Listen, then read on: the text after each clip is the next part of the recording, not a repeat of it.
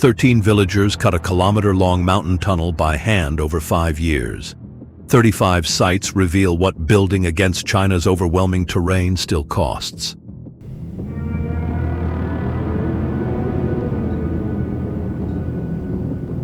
The wonder of China, built where nothing should ever have stood.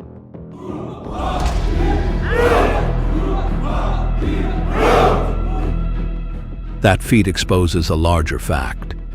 Across China, terrain has never been an empty backdrop. A cliff offers no level ground. A high plateau strips warmth and breath. Rivers hammer narrow channels while frost, rain, and roots keep breaking stone. Yet builders cut footholds, raised halls, carved entire rock faces, and kept roots open where the land allowed almost no margin. I want to understand what made such work possible and what its preservation now demands. In this film, we examine when human endurance challenged the land and when restraint proved stronger than conquest.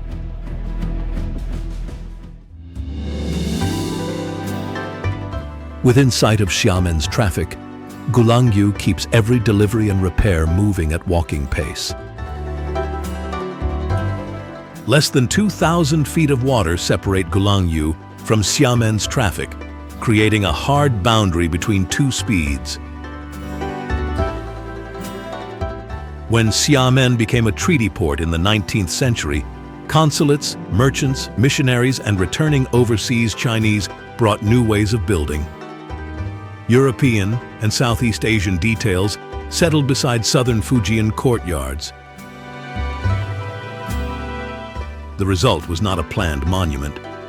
It was a dense working island of villas, schools, churches, gardens, stone lanes, and steep steps. Without ordinary motor traffic, preservation becomes physical labor. Supplies, luggage, and repair materials must all fit the narrow lanes and steep steps.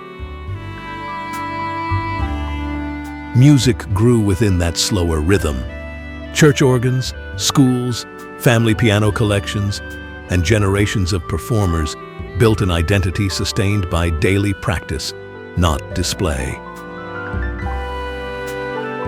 UNESCO recognizes Guoliang as a historic international settlement, but protection remains physical work.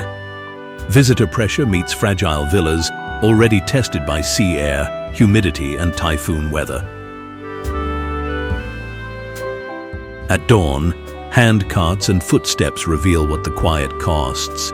Every delivery and repair is slowed to the pace of the lanes.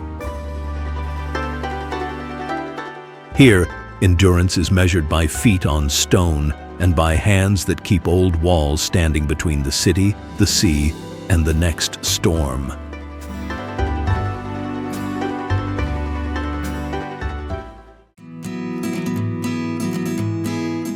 These mountains expose the layers inside them because weather has removed the softer ground that once hid them. Their bands began as thick layers of sandstone and other sediment laid down in the dry Hexi corridor during the age of the dinosaurs.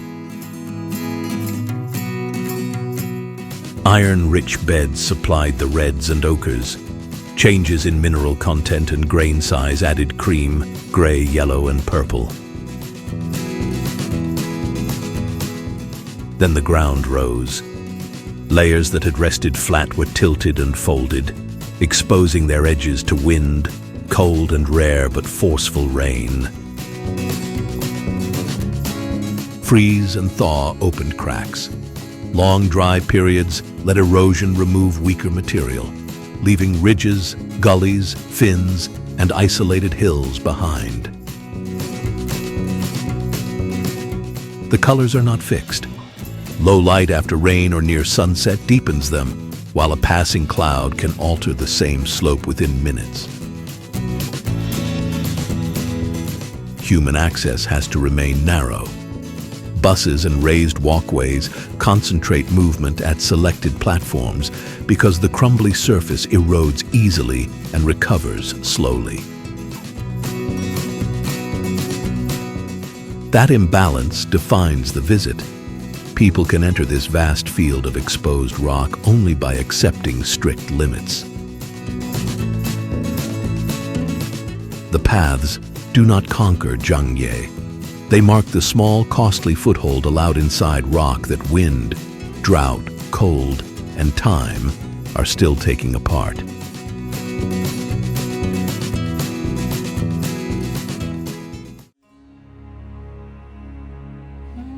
Faith at Mount Wutai did not stop in the valley. It climbed into snow, fog, and summit wind. 5 broad peaks surround the valleys of northern Shaanxi, and the highest ground rises above 3,000 meters.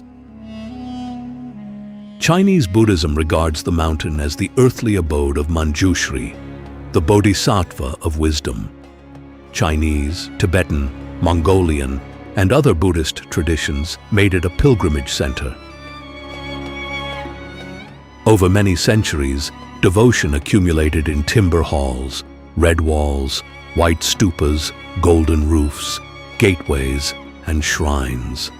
Some stand in protected valleys, others hold exposed ground near the summits. Taihui forms the religious center, but sacred sites extend far beyond it. Pilgrimage routes continue outward through forest, stone stairs, high grasslands, and mountain roads. Altitude sets the terms. Snow, ice, fog, and rapid weather changes interrupt access, strain roofs and walls, and repeatedly cover the routes that bind the sites together.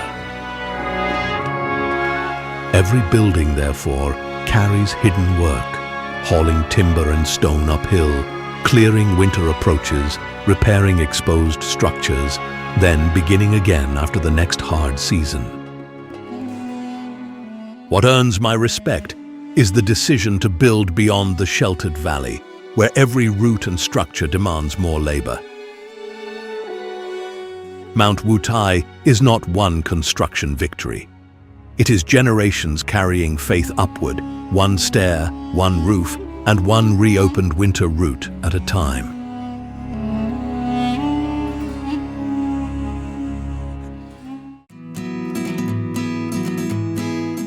A broad river reaches Huku and is suddenly forced through a rock channel only a fraction as wide. At the strongest seasonal flows, nearly 2,000 cubic meters of water can drive through the gap every second. This is the Yellow River compressed, accelerated, and dropped into a narrow trench on the boundary between Shaanxi and Shanxi. The name Huku means the mouth of a kettle, but the mechanics are harsher. Converging water strikes rock, turns upward, and fills the air with dense spray. Its yellow-brown color comes from fine loess sediment carried off the plateau. That load hides the current beneath an opaque surface and scours every exposed edge. Sunlight may catch the mist and form rainbows. Yet the same moisture coats platforms and railings, while flood pressure can alter water levels, cliff edges, and exposed rock. Winter changes the load rather than removing it. Frozen spray builds shelves along the channel, while moving ice presses through water that has not stopped. Human access survives here through discipline, not confidence. Warning zones, railings, and repeated inspections are necessary because the river keeps changing the ground beside it. I do not read Huku as scenery. It measures each platform, railing, and structure placed nearby. The river permits no permanent assumptions.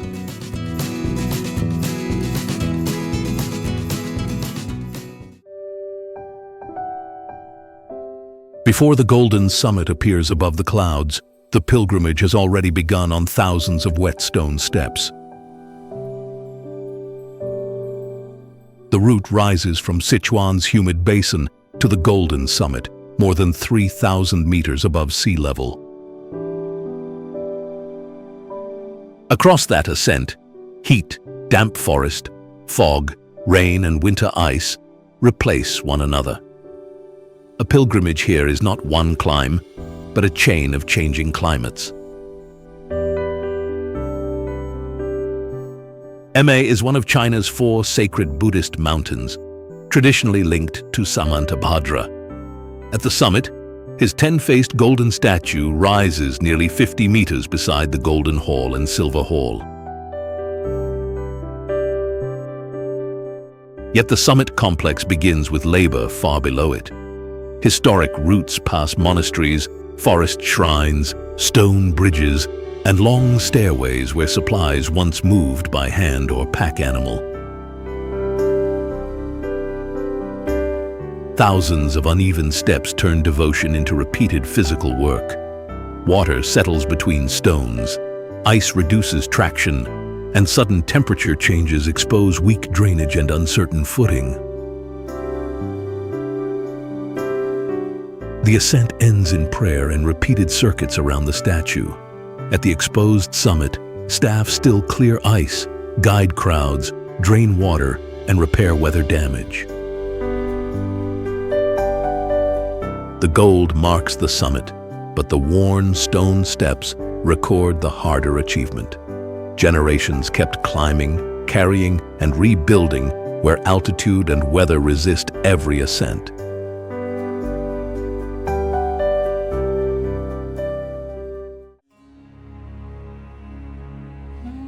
The hanging temple appears to rest on a handful of thin posts, yet its real grip lies inside the cliff.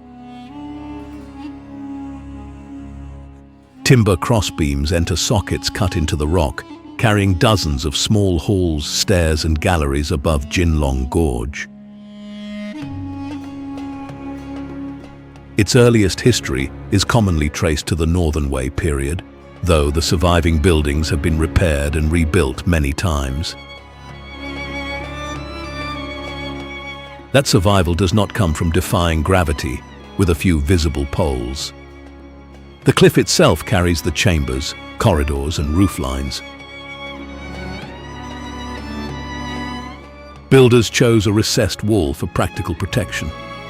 The overhang reduces direct rain, while the height once reduced flood risk and noise from the gorge route. Space remains tight. Narrow galleries connect many small rooms instead of one broad platform, so movement along stairs and balconies must stay controlled. Within that compressed structure, Buddhist, Taoist, and Confucian figures share one complex. The arrangement is unusual, but preserving it demands ordinary repeated labor. Repairs must handle aging timber, rock stability, wind, moisture, and vibration from dense visitor movement. Every beam must be reached and worked on where firm ground is scarce. Hengshan offered no easy ground. Builders cut their foothold into the cliff and locked the temple directly into rock.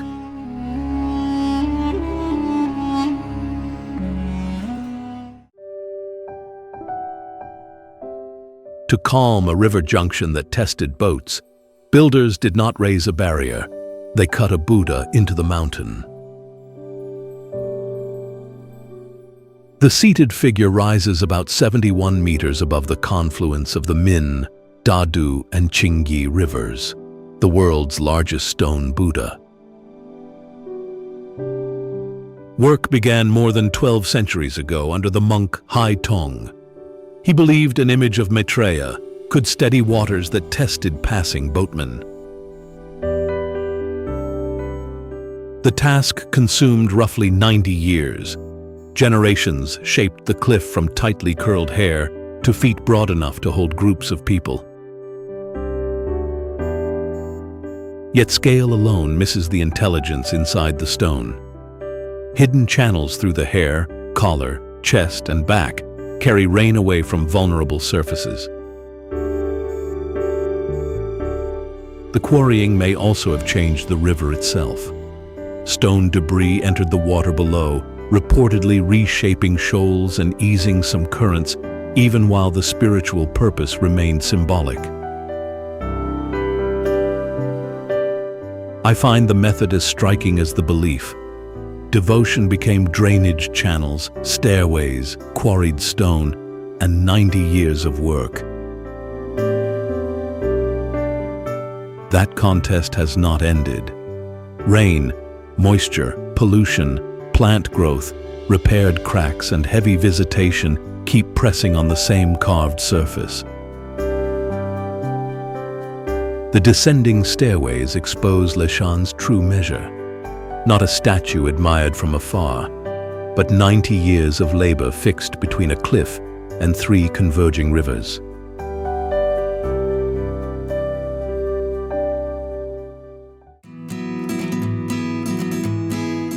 This grassland looks limitless, yet every herd is governed by limits.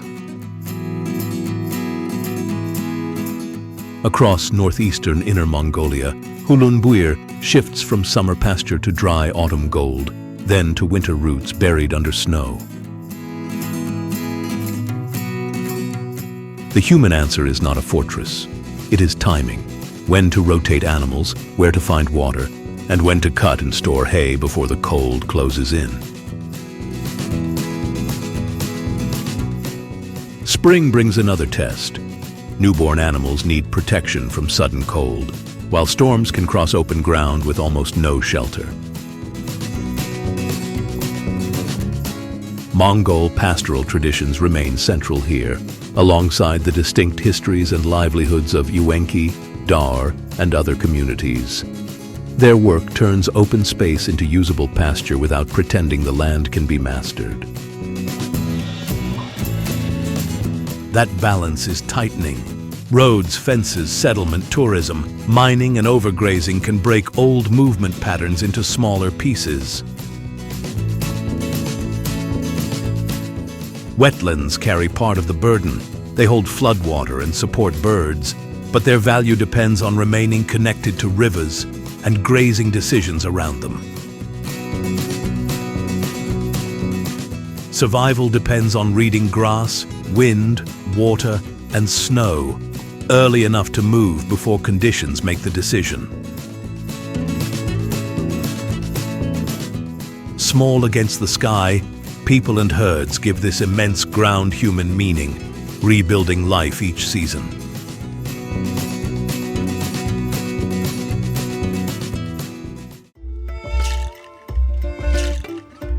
Artisans climbed Maijishan's vertical face, knowing the rock itself could not hold the detail they wanted. Nearly 200 caves and thousands of figures were created across the reddish cliff, high above the forested hills near Tianshui. Carving began around the 4th and 5th centuries, when this part of Gansu linked northern China with Central Asia and the wider Buddhist world. But the cliff dictated the craft. Because its conglomerate and sandstone often crumbled under precise carving, artists modeled many figures in clay around wooden or stone supports, then painted them. That choice preserved detail the mountain could not hold on its own. It also made the art dependent on dry surfaces, stable supports, and constant repair. Reaching the work demanded another structure, scaffolds and timber galleries fixed to an exposed wall. Today's red-railed walkways follow that same vertical logic. Monks, donors, artisans, and changing courts added new faces, garments, murals, and shrine plans across successive dynasties. Maijishan is not one campaign, it is accumulated labor. The pressure continues. Earthquakes, rain infiltration, Crumbling rock, fading pigment, and winter freeze-thaw cycles have damaged chambers and cut some off. I see not decoration, but nerve. Generations climbed and braced themselves where the cliff offered little secure footing. Red walkways still trace that labor across Maijishan's cliff.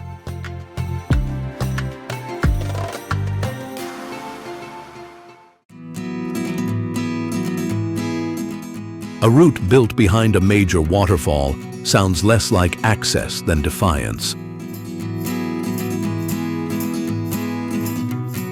At Huanggoshu, a curtain nearly 80 meters high and about 100 meters wide drops across Guizhou's Baishui River through fractured limestone. During the rainy season, separate channels merge into a heavy wall and spray fills the gorge. In drier months, the exposed cliff reveals the channels and fractures feeding the drop.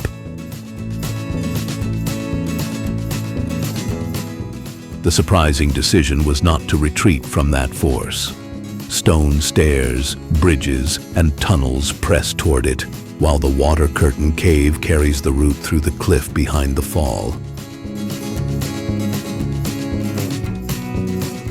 The cave is natural. Keeping it open demands drainage, lighting, inspection, and closures whenever high water or slick stone makes the passage unsafe.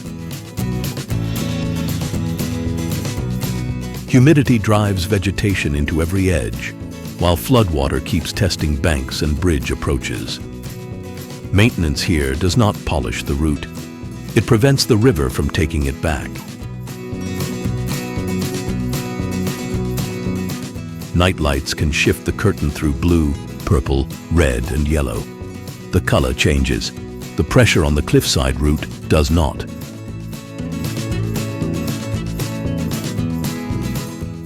Behind the spectacle runs a maintenance line of stairs, drains, bridges, and dark passages, each keeping access open against the returning water.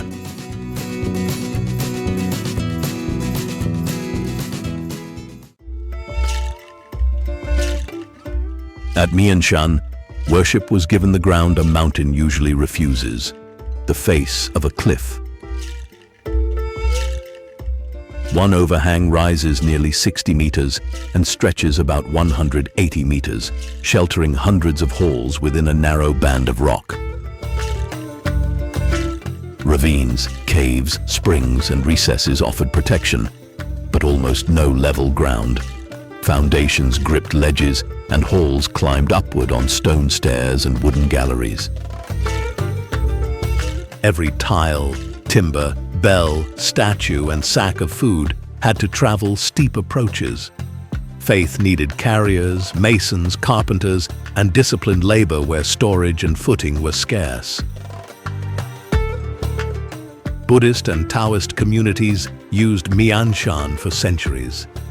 Its association with Jiezitui, recalled around the Cold Food Festival and Qingming, also fixed the mountain in popular memory. Water both sustained and damaged the complexes. Springs supplied them, while freezing humidity, falling rock, and fire risk kept stairs, roofs, rails, and foundations under pressure. Modern roads and walkways now carry much larger crowds. That access adds another burden: stabilize slopes, drain water, inspect galleries, and replace exposed timber again and again. Mianshan earns respect because builders did not choose easy ground for worship. They gave faith muscle, hauling halls up the cliff and accepting the work of holding them there.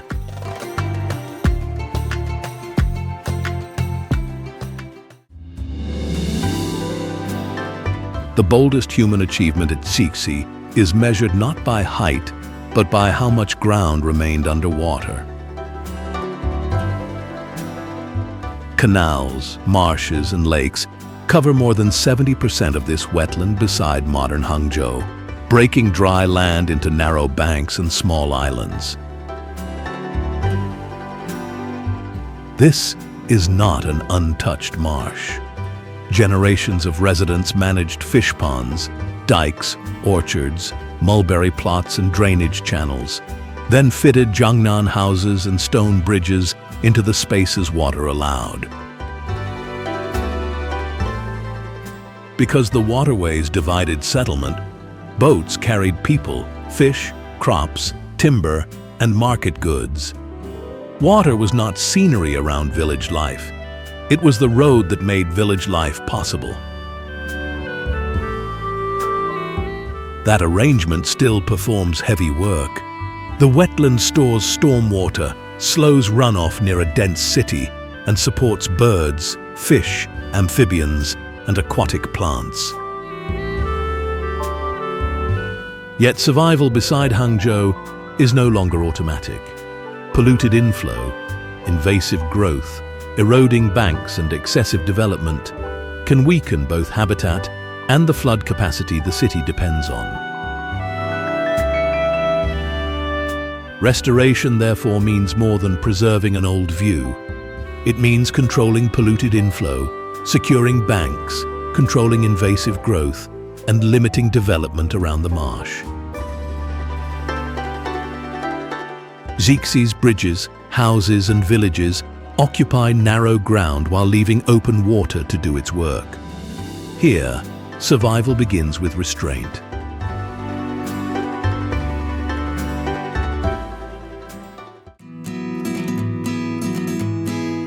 Four snow peaks command the skyline, yet the human foothold below may be no wider than a plank. Yaomei Peak rises nearly 6,300 meters. Most movement stays far below, under altitude, cold, cloud, and snow. The Four Sisters stand on the eastern edge of the Tibetan Plateau, above valleys cut through glacial basins, forest, meadow, lakes, and braided streams. Wooden paths keep boots off wet meadow and contain the damage from concentrated foot traffic. They protect soft ground by keeping every crossing on one narrow line. Beyond vehicle access, horses carry riders and loads through long sections, where every kilogram still moves by muscle. The road ends. Labor does not. Distance between shelters turns weather into a hard limit. Cloud can close a valley quickly, and cold drains strength spent too early. Tibetan and Qiang communities balance grazing and tourism against protected habitat. Access supports livelihoods, but fragile slopes cannot absorb unlimited pressure. Retreating glaciers alter water supply, while erosion keeps changing trail conditions. Each boardwalk and bridge must rest on ground that never becomes fully secure. That is what I respect here. No massive structure, only people, horses, timber, and disciplined steps holding a route beneath peaks where every advance demands endurance.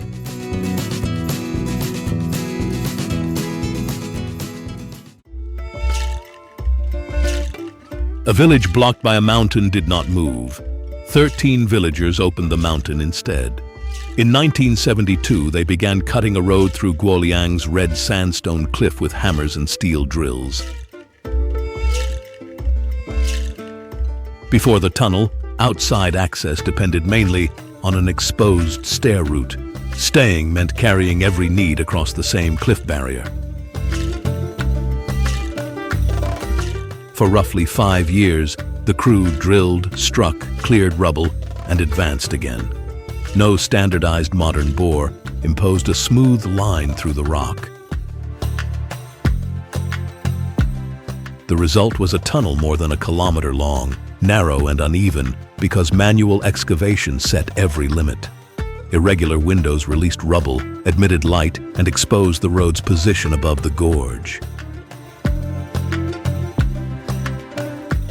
Those openings are not decoration. They are practical marks of a road cut from inside stone.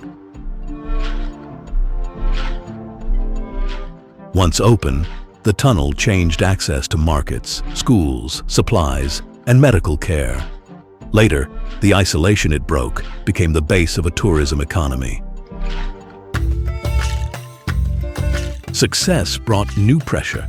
Vehicles squeeze past rough walls while rain, falling stone, congestion, and maintenance keep testing the passage. The road ended isolation, but it never canceled the cliff. Guoliang's stone houses, terraces, and market lanes were reorganized by this single cut. Here, remaining a village was not passive. It was a 5-year construction job against the mountain.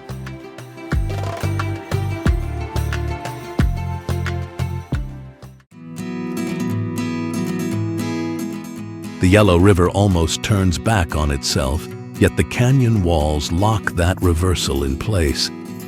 At Qiankun Bay, between Shanxi and Shangxi, the channel wraps around resistant bedrock by far more than a half-turn.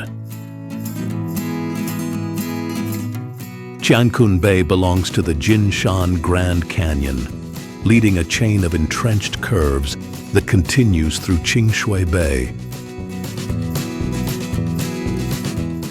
The bends began before the plateau gained its present relief.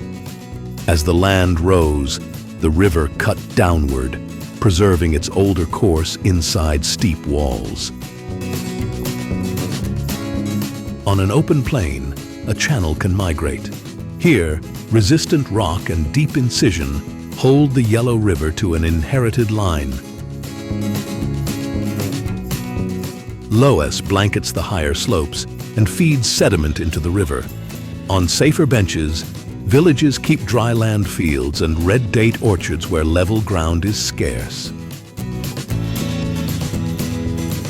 Movement has always paid for this terrain. Older journeys depended on winding rim paths and limited ferry crossings between Shanxi and Shangxi. View roads and platforms now connect Qiankun Bay with clifftop Huifengjai, but remain small additions above work, driven by uplift and downcutting. The exposed rock records the river's work.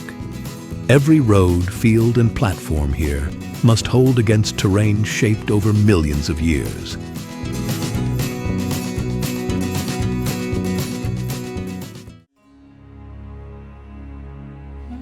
Before faith reaches this sacred mountain, it must cross open water.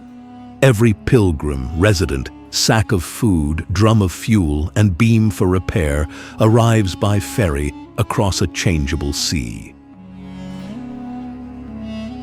Mount Putuo is China's principal pilgrimage center for Guanyin, yet worship depends on weather, docking space, and crews that keep the island supplied. Beyond the terminal, the route crosses damp stone through bamboo and camphor forest, then climbs toward Puji, Fayu, and Huiji temples. Each path had to bend around slope, roots, and runoff. Each temple had to be raised where timber, tile, labor, and daily provisions could reach it. The monumental Guanyin figure, nearly 110 feet high, faces open water rather than sheltering behind the forest. Its position binds compassion to sailors and fishing communities exposed to sudden storms. Salt air corrodes metal. Humidity attacks timber and painted surfaces, while typhoons can halt ferries and damage the coast. Maintenance here is not cosmetic. It keeps worship physically possible. Limited space must also absorb dense religious traffic, tourism, waste, and the ordinary needs of residents. I respect Mount Putuo, not for the island's scale, but for the labor that keeps faith anchored against both sea and stone.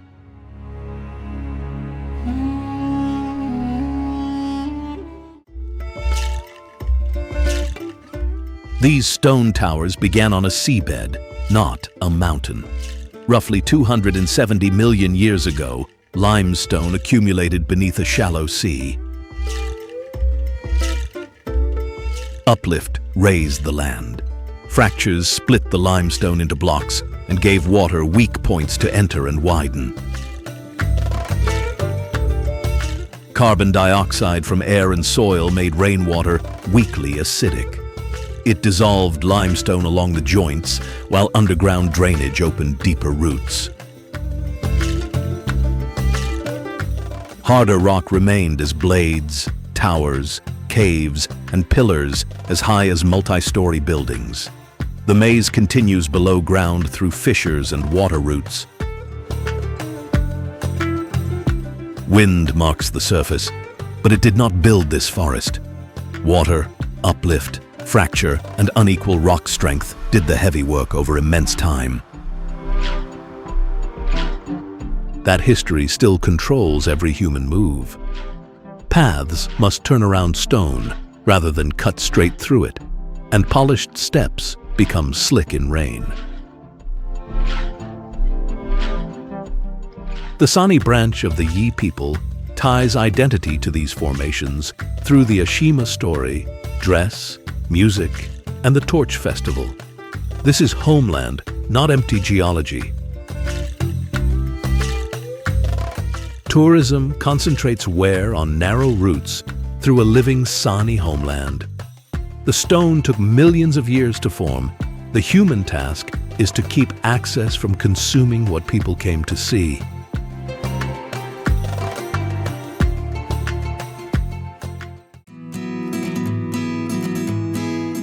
Pingyao's wall did more than mark an edge. It fixed the shape of urban life for centuries. More than 6 kilometers of brick-faced ramparts, 6 main gates, projecting sections, and watchtowers enclosed a complete working city.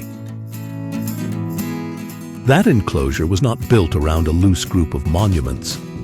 It held shops, temples, government offices, courtyard homes, and narrow lanes within one controlled boundary. The walls and gates controlled entry, movement, and taxation. Their strength mattered because Pingyao was tied to trade routes carrying wealth across China. During the Qing era, Shanxi merchants built networks that moved silver and credit across China. At Rishengchang, remittance drafts let funds travel on paper instead of exposing heavy silver on long routes. That financial method reshaped the city behind the wall. Merchant wealth paid for deep courtyard compounds and elaborate shop fronts, while thick walls forced goods and people through controlled gates. Preservation now demands quieter labor, repairing roofs, drains, and timber frames, while threading modern services through old lanes. The harder task is keeping residents inside, rather than turning every lane into tourism frontage. What commands my respect is not an old city image, but 6 kilometers of wall, still holding daily life among brick gates, stone paving, and narrow streets.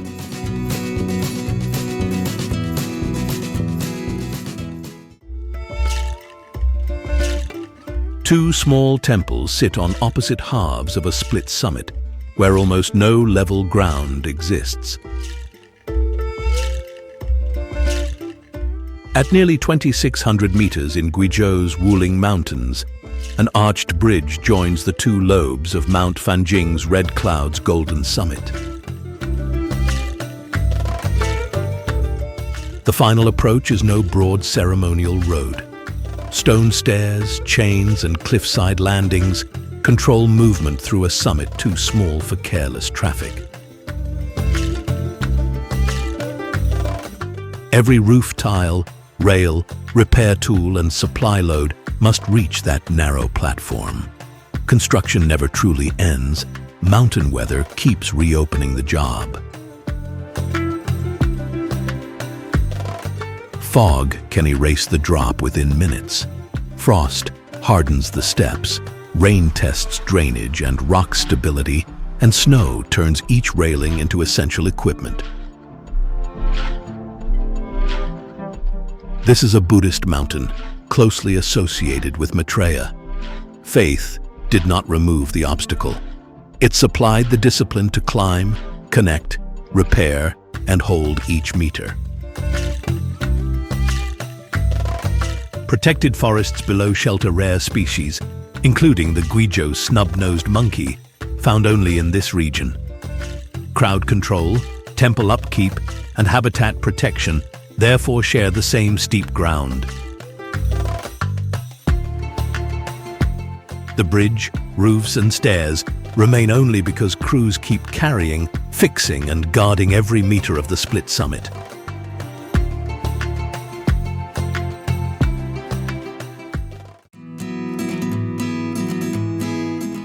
A mountain route survives here by giving water the right of way.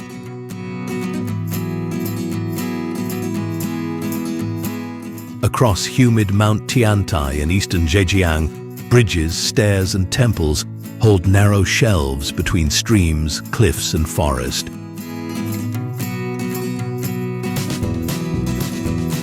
The mountain gave its name to the Tiantai school of Buddhism, shaped here by the monk Zhiyi. Guoliang Temple, founded in the late 6th century and rebuilt repeatedly, carried that influence far beyond China.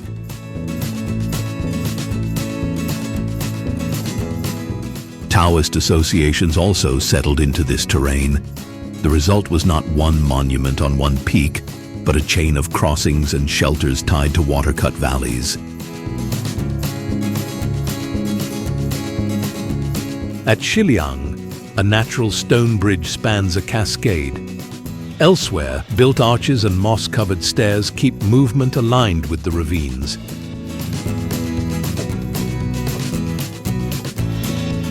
Rain feeds the falls, but it also loosens soil, swells streams, soaks exposed timber, and strips grip from stone paths.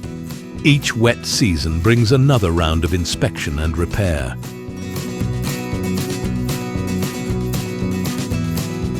Cold brings a different failure point. Frost hardens shaded steps, snow loads roofs, and ponds close under ice.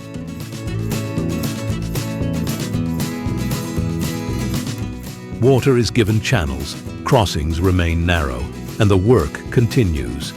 Keep stone passable, timber sound, and runoff moving.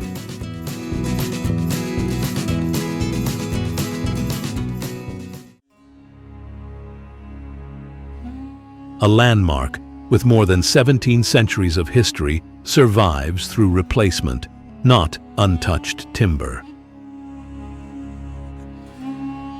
Its lineage reaches back to a military reviewing platform from the early 3rd century, while the present 3-story tower was completed in the late 19th century. That distinction matters. The site endured not by remaining unchanged, but because successive dynasties rebuilt, renamed, and renewed the same strategic lookout above Dongting Lake.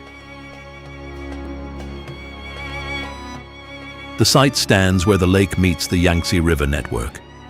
Seasonal inflow expands and contracts the water, carrying floods, sediment, boats, and migrating birds while reshaping the shoreline below. Against that moving weight, the tower uses timber, 3 stacked levels, curved roofs, and a helmet-like crown. It holds position without trying to rival the lake. Fan Zhongyan's 11th century essay, Memorial to Guoliang Tower, tied the lake view to public duty and carried the building's meaning across later generations. That legacy also demands maintenance. During major conservation in the early 1980s, crews repaired decayed components, strengthened the frame, kept usable historic material, and restored the Qing-era form. Each careful repair hands the same shoreline lookout to another generation. Continuity here is built from replaced timber, not untouched material.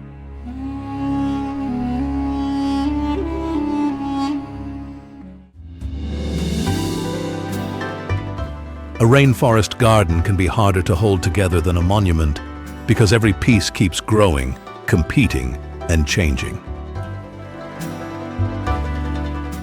Founded in 1959 and operated by the Chinese Academy of Sciences, Xishuangbanna now safeguards more than 13,000 kinds of plants. That scale does not mean planting once and stepping back. It means seed banks, propagation, labels, pest control, managed soil, irrigation, and records of genetic origin. Palms, cycads, orchids, figs, medicinal plants, and lianas need different conditions in one monsoon climate. Victoria water lilies can spread leaves several meters wide. Their size draws attention, but the harder achievement is keeping thousands of quieter species alive beside them. The surrounding region has faced pressure from rubber plantations, with habitat split into smaller pieces. Some plants preserved here may become difficult to protect in the wild. Researchers therefore study more than specimens. They track how plants, insects, heat, disease, climate, and local land use push against one another. I find the restraint most impressive. Tropical growth is not cleared into submission. It is separated, tested, repaired, and preserved through daily labor. Giant roots and dense vines make the bargain clear. This human foothold survives not by overpowering the forest, but by learning how to keep its diversity alive.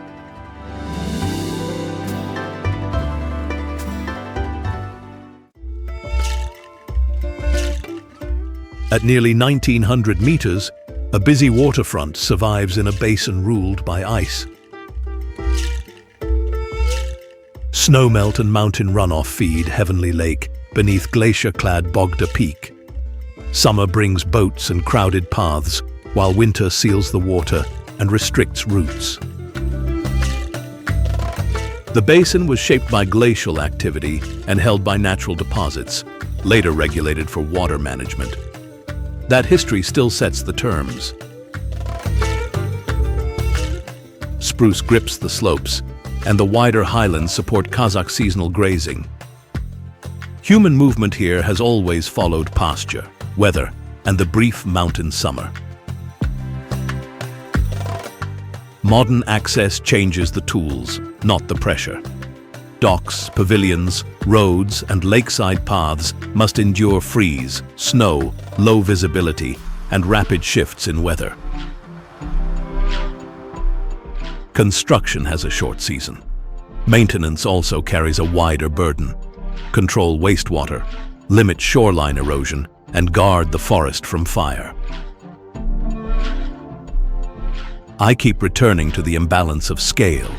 Every substantial structure becomes small against the watershed that supplies it.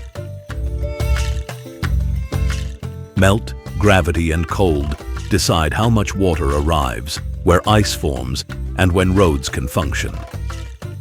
Convenience remains conditional. At Heavenly Lake, access is a seasonal agreement. Docks, roads, and paths function only while ice, runoff, and weather allow them.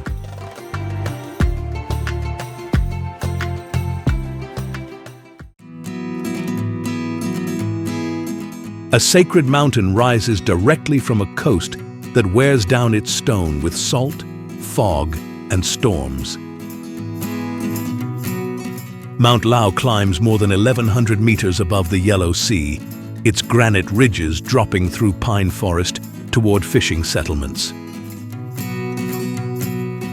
Cooling split the granite underground.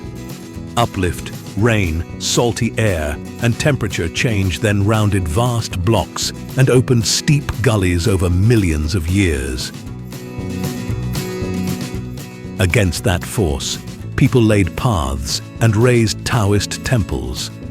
Taiking Palace helped establish an important center linked to the Fanjing school. Springs, caves, medicinal plants, and traditions of longevity strengthened its sacred reputation.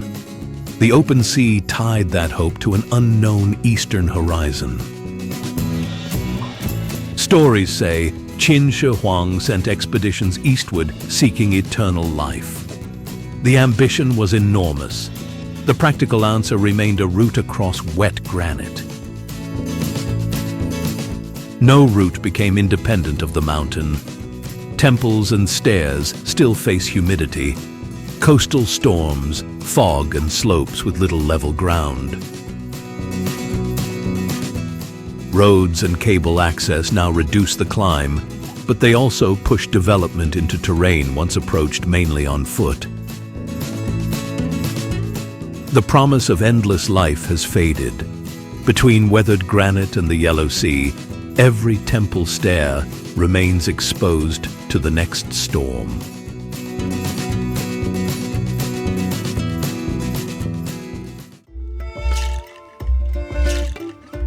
Huangxian Valley's old-looking settlement is contemporary. Behind its timber roofs and lanterns, modern foundations and services are fitted into a water-cut gorge with almost no level ground.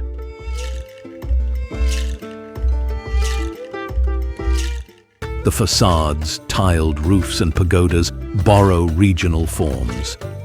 Behind them, retaining walls, utilities and drainage carry the real load.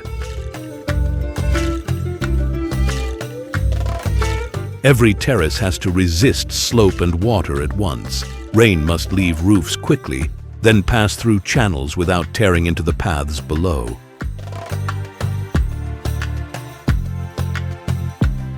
Humidity works from another direction. Timber needs repeated treatment, while moss and algae can turn stone stairs into unstable footing.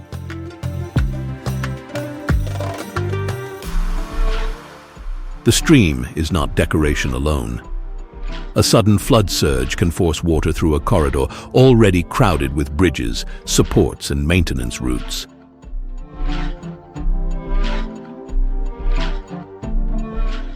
Rockfall, waste removal, wiring and fire protection all become harder when access narrows and every load must climb.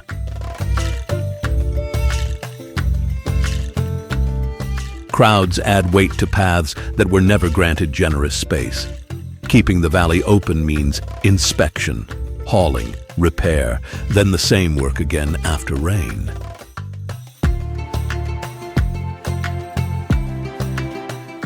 Once the hidden labor is visible, the glow becomes secondary. The harder achievement is keeping wood, bridges, and stairs attached to a wet, steep gorge.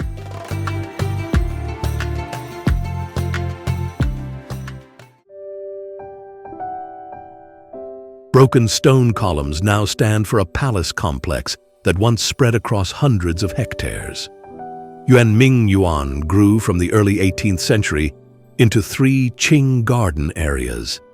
In 1860, most timber halls were lost after Anglo-French forces looted the complex. The original labor did far more than raise buildings. Crews shaped lakes, hills, islands, and waterways, then linked them to courtyards, libraries, temples, and palaces. Most of that design followed Chinese landscapes drawn from different regions. A smaller European quarter used stone facades, formal gardens, and fountains designed with Jesuit involvement. The fountains demanded controlled water, not surface ornament. Hydraulic works had to drive pressure through a garden built from earth, masonry, and timber. Stone outlasted timber. The European masonry endured in fragments, which is why those arches now dominate the memory of a complex built mainly in Chinese forms. Loss continued afterward as materials were removed, reused, or left without care. What remains is only a hard fraction of the labor once concentrated here. Conservation now faces a precise limit. Stabilize the columns and walls without rebuilding away the evidence held in every gap. I see each broken column carrying the weight of halls and gardens that history stripped away.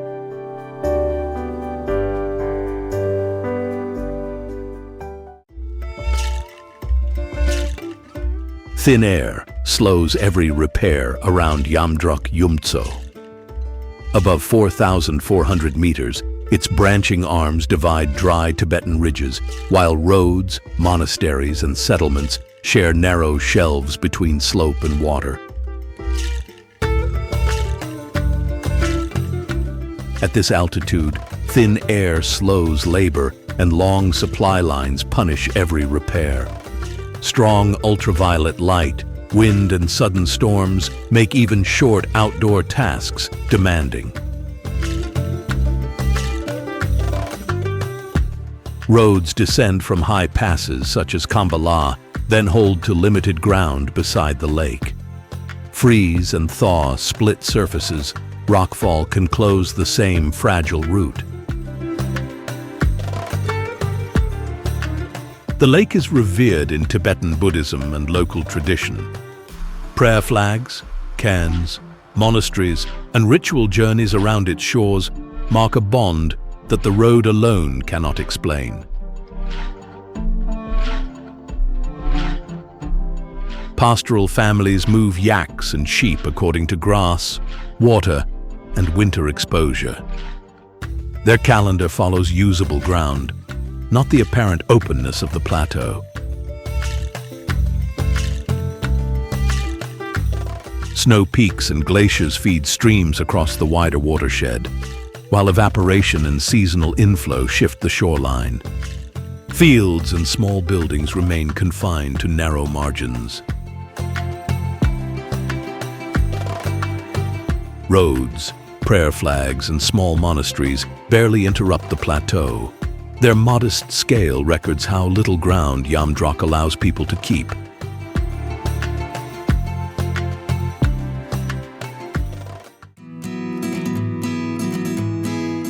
Near 4,000 meters, permanence is built from movement. Herds shift, fodder is stored, and families adjust before weather closes the grassland. Oxygen is limited, storms build quickly, and a short growing season leaves herding families almost no room for error.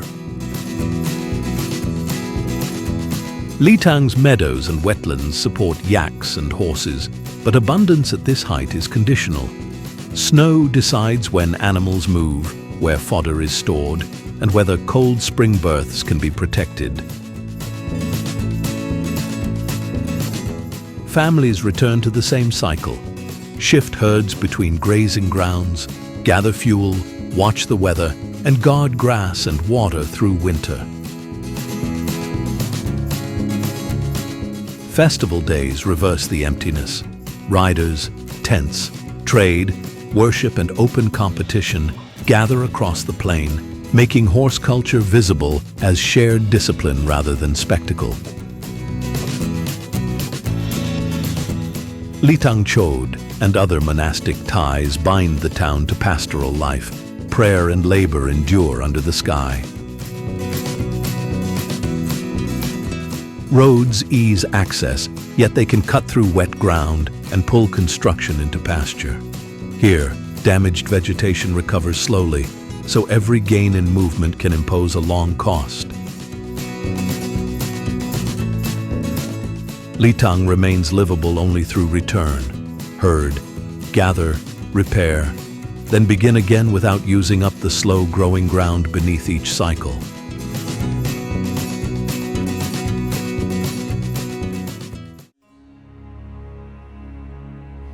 This temple was already old before Beijing became an imperial capital. Founded in 307 during the Western Jin period, Tanjie has endured for roughly 17 centuries. The old saying, Tanjie first, Beijing later, is not merely a claim about age. It records how deeply this secluded complex entered northern China's memory. Yet its survival is not untouched antiquity. Dynasty after dynasty expanded, repaired, renamed, and supported it, turning longevity into repeated work rather than a single act of construction. The main axis climbs through gates, courts, red-columned halls, glazed roofs, pagodas, and slopes. Each level holds because timber, stone, paint, and tile have been watched for generations. Even gentle seasons create pressure. Autumn leaves trap moisture and raise fire risk. Winter snow loads the roofs and tests every joint and tile. Care here is practical. Clear a roof, control damp, replace a broken tile, protect a painted surface. None of it is monumental, but none can be skipped.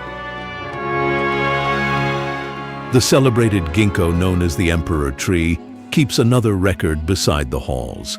Stone and timber measure repairs. The living trunk measures time. Its survival is a ledger of small acts. A cleared roof, a replaced tile, a watched flame, repeated long enough for the temple to outlast Beijing's rise around it.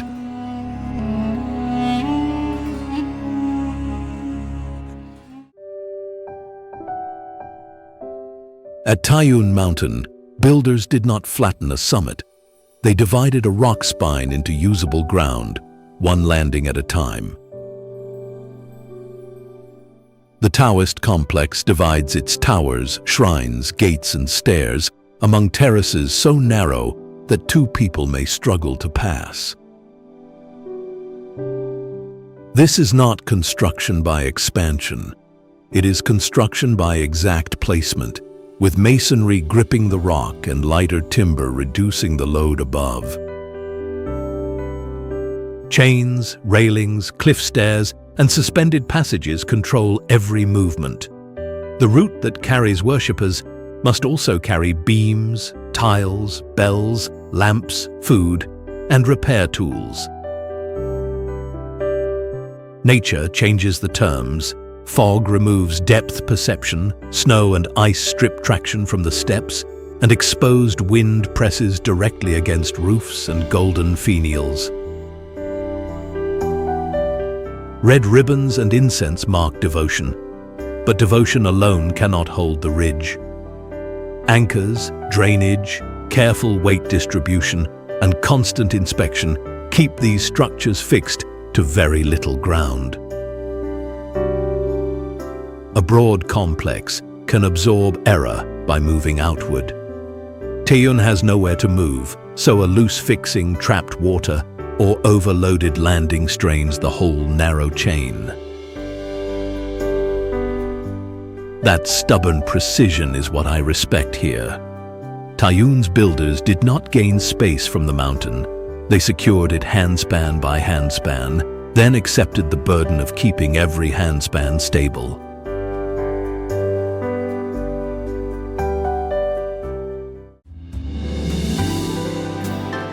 A town can be erased without losing a single roof. Its rooms can survive while its working life is stripped away. West of Chengdu, Anren holds late Qing and Republican-era courtyards between farmland, expanding neighborhoods, and the pressure of tourism. Behind gray brick gateways, compounds divided reception halls from private rooms, gardens, service passages, and defensive walls. Architecture directed rank, labor, and access. The harder work begins after construction. Old houses need drainage, wiring, fire protection, and useful modern roles. Yet each intervention can cut through the plans and materials that make them worth saving. Several compounds now serve as museums, and the wider town includes the Jianchuan Museum cluster. Yet display cases cannot keep an entire town alive. Tea shops, food stalls, schools, markets, homes, and tram tracks keep daily movement inside the historic streets. That occupation matters more than a polished facade. I respect Anren for a quieter kind of endurance, repairing roofs, adapting rooms, and keeping courtyards useful while the city presses closer. Preservation here is negotiated pipe by pipe, wire by wire, doorway by doorway. Old brick matters because markets still open and homes still function behind it. Anren holds its ground only when memory keeps a roof, a purpose, and a working place.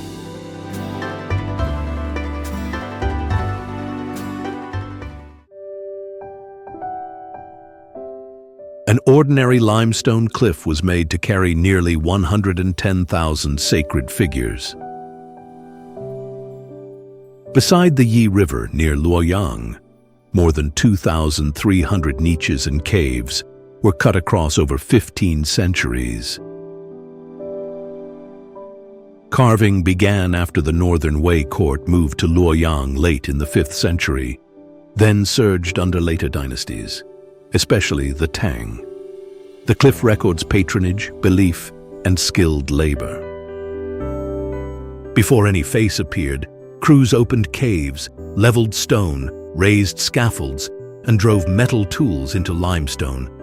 They repeated that work from tiny devotional images to monumental groups of Buddhas, disciples, and guardians. At Fanjing Temple, the Vairocana Buddha rises nearly 17 meters, surrounded by bodhisattvas, disciples, heavenly kings, and muscular guardians. Its size commands attention. The harder measure is the disciplined cutting behind it. Inscriptions preserve some donors' names and intentions. The craft itself survives in the depth, alignment, and density of the carving. The river and cliff never stopped pushing back. Water, weathering, theft, and damage left broken figures and empty recesses, so drainage, monitoring, and stabilization continue. A blank cliff became a field of faces because the cutting resumed across 15 centuries. Preserving them now requires the same patience without another strike of the chisel.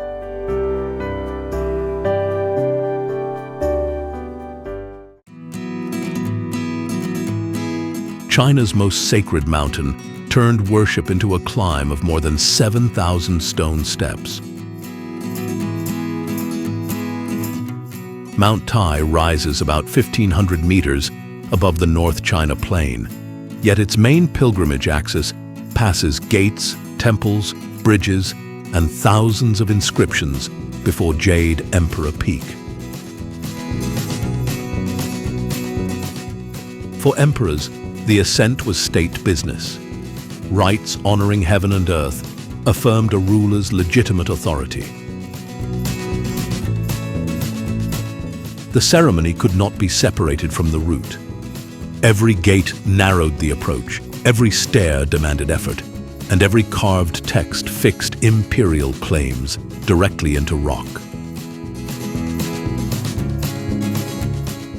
Near the top, the stairway steepens until it appears almost vertical from below.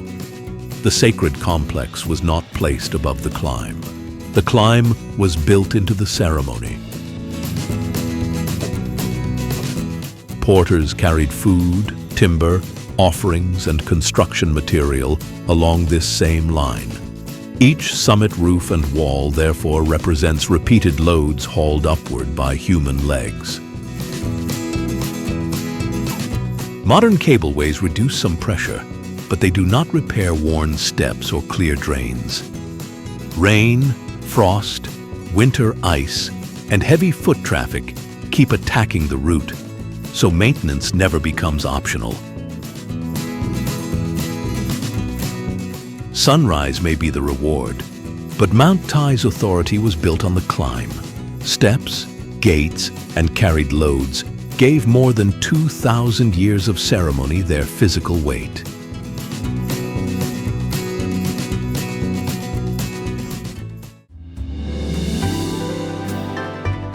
Human access now reaches into terrain that seems reserved for snow, fractured rock, and thin air.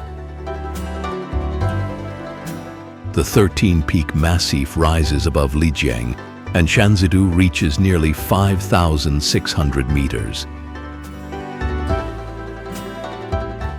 Glaciers cut cirques and valleys here over immense spans of time. Their meltwater still drops toward forests, rivers, and mineral-rich blue pools far below.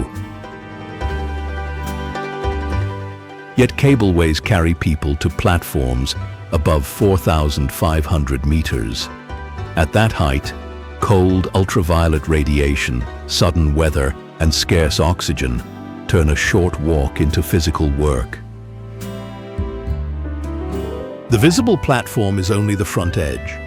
Behind it stand shelters, oxygen stations, power, waste removal, emergency crews, and elevated paths designed to keep movement off fragile slopes.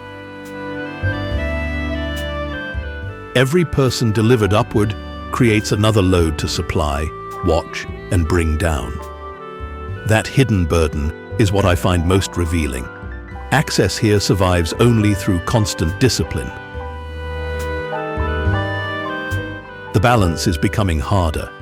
Glaciers have retreated markedly in recent decades as temperatures rise, shifting water flow, exposing slopes, and moving the boundary these facilities were built to approach. Keeping the path open is no longer only an engineering problem. As the ice withdraws, the terrain this system was built to approach is moving away.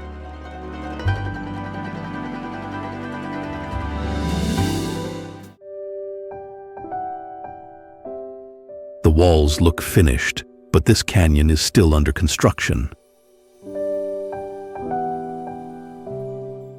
On the southern side of the Tian Shan, brief floods continue to cut through red sedimentary rock laid down in ancient basins. As the mountain range rose, those beds tilted, cracked, and reached the surface. Water found the fractures. Sand and loose stone carried by the current scoured the walls. Wind roughens the surface, but short bursts of runoff do the deep cutting. A dry floor can become a forceful drainage channel after rain falls far upstream. A storm does not need to appear above the canyon. Water can arrive through the narrow corridor before any warning is visible overhead, carrying grit and stones that scour the walls again. This is why safe access depends on forecasts, closures, marked routes, and rapid evacuation from confined sections. The path is not laid across a monument. It occupies an active watercourse. Light reveals the work, but does not cause it.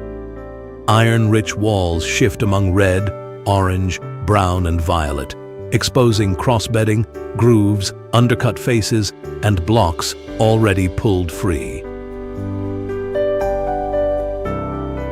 A gate closes, visitors withdraw, and floodwater takes the corridor back. Here, the safest foothold is the one people are willing to surrender.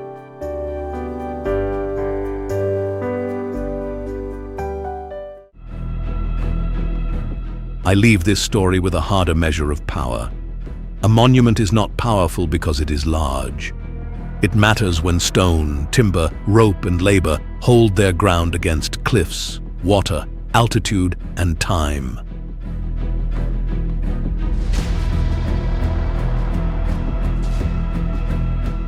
But the same will that opens a mountain can also overload it. Roads widen, crowds rise, concrete reaches farther. Fragile slopes and old structures then carry pressures their builders never planned for.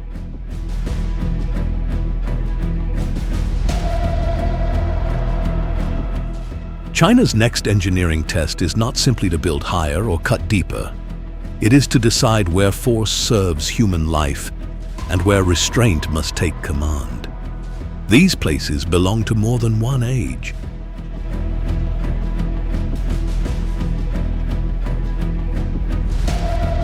They show a civilization measuring itself against the land. The strongest answer may no longer be domination, but the discipline to protect what earlier builders made possible.